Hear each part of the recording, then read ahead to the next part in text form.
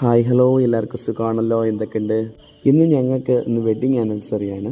ഞങ്ങളുടെ മാരേജ് ആയിട്ട് 5 വർഷം കഴിഞ്ഞ് 6ാമത്തെ വർഷത്തിൻ്റെ തുടക്കമാണ്. 2021 മെയ് മാസം 23-ാം തീയതിയായിരുന്നു ഞങ്ങളെ മാരേജ്. തീരുമാനിച്ചിരുന്ന ഡേറ്റ് എന്ന് പറയുന്നത് 26-ാം തീയതിയായിരുന്നു. കൊറോണയുടെ ഒരു പ്രതിസന്ധി ഉണ്ടായിരുന്ന ടൈമായിരുന്നു അപ്പോഴ്.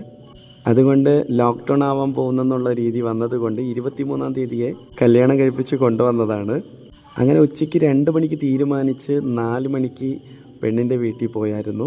അങ്ങനെ വിവാഹമെല്ലാം കഴിഞ്ഞതിന് ശേഷം 9 മണിക്കെല്ലാം വീട്ടിൽ എത്തിയായിരുന്നു കേട്ടോ. അങ്ങനെ ഒരു സ്പീഡ് മാരേജ് ആയിരുന്നു ഞങ്ങളുടെ മാരേജ്.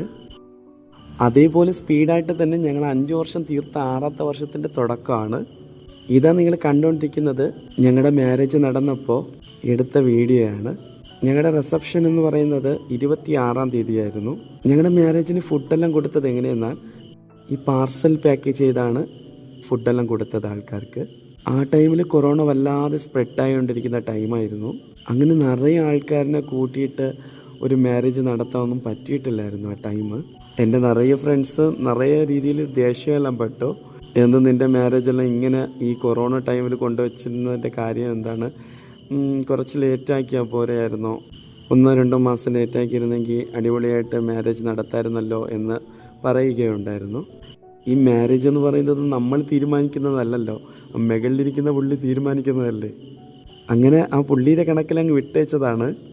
എൻ്റെ ഫ്രണ്ട്സ് അങ്ങനെ ചോദിക്കേണ്ട കാരണം വേറെ ഒന്നുമല്ല.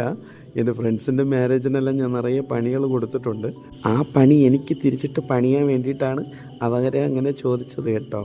അങ്ങനെ ഞങ്ങൾ മാരേജ് ലൈഫിലെ 6ാമത്തെ വർഷത്തിൻ്റെ തുടക്കം കാണുന്ന ഞങ്ങളെ നിങ്ങൾ വിഷ് ചെയ്യാനും പ്രാർത്ഥിക്കാനും മറക്കരുത്.